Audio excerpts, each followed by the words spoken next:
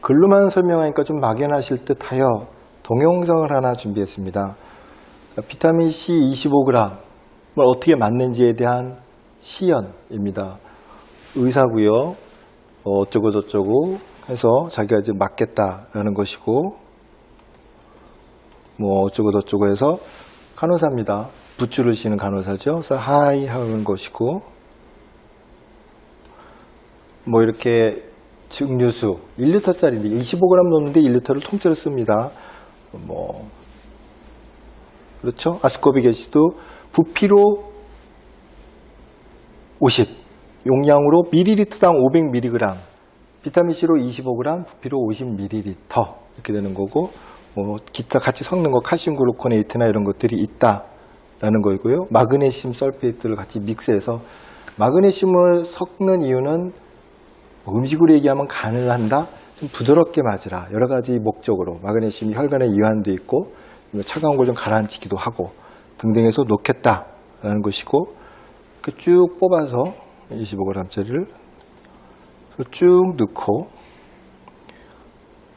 이런 엄격하게 이야기하면 25g을 주려면 뭐 부피를 뭐 250에 맞춰야 되며 넣고 빼고 하는지만 편하게 그냥 천에다가 다 믹스할 수도 있다. 다만 이렇게 하면 좀 시간이 오래 걸리고 오스몰이 낮은 부작용은 있죠. 뿌리는 것은 국소 마취제이고요. 그래서 이렇게 해서 많이 맞았나 봅니다. 그 자리가 볼록하게 아픕니다. 이렇게 하고 합니다.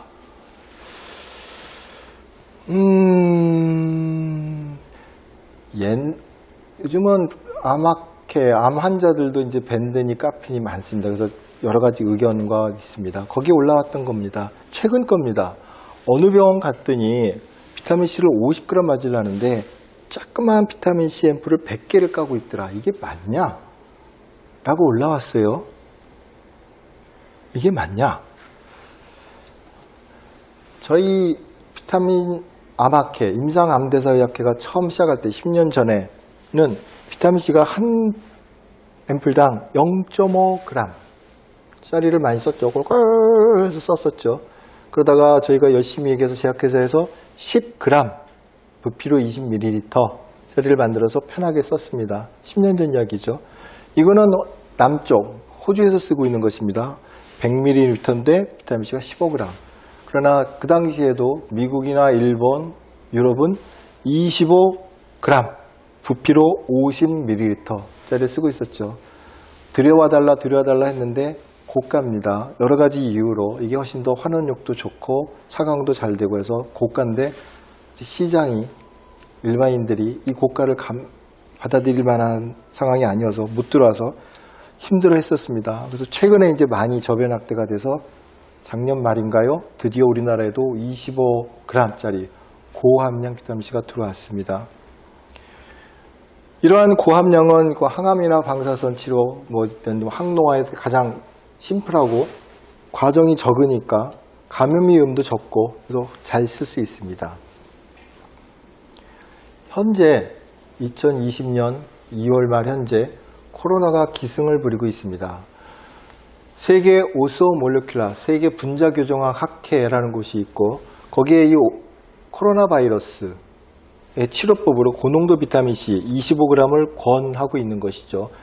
회장인 야나기사와상이 권했던 정리한 내용이고, 비타민C 25g에 마그네슘과 피캄 등을 줘서 코로나 바이러스 치료가 아니야 또 완화요법이 됐든 예방요법이 됐든 면역 증진으로 쓴다는 것이고, 그거를 저희가 한국형으로 수정 보완 만든 프로토콜입니다. 그러니까 비타민C 한 바엘에 25g이고 항염, 항노화, 심한 염증이나 육체적인 피로나 비타민C의 소모량과 요구량이 증가했을 때는 한 바엘 정도를 이렇게 드롭 퍼 세컨, 일주일에 한 2방울, 속도도 중요합니다. 해서 맞는 것이고, 뭐 항노화 이렇게 놓을 수 있고, 우리가 오늘 관심 있는 것은 항암.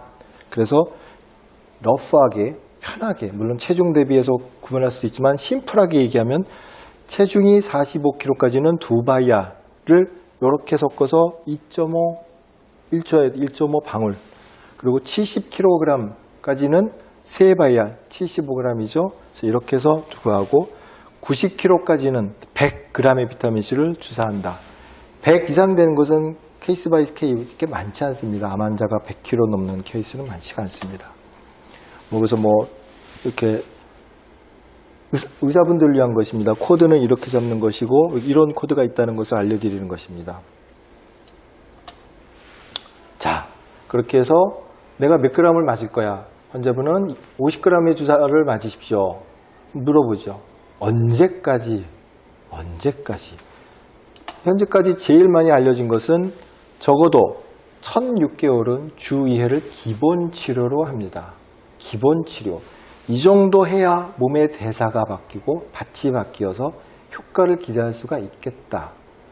그 이유는요, 그때 가서 봅시다.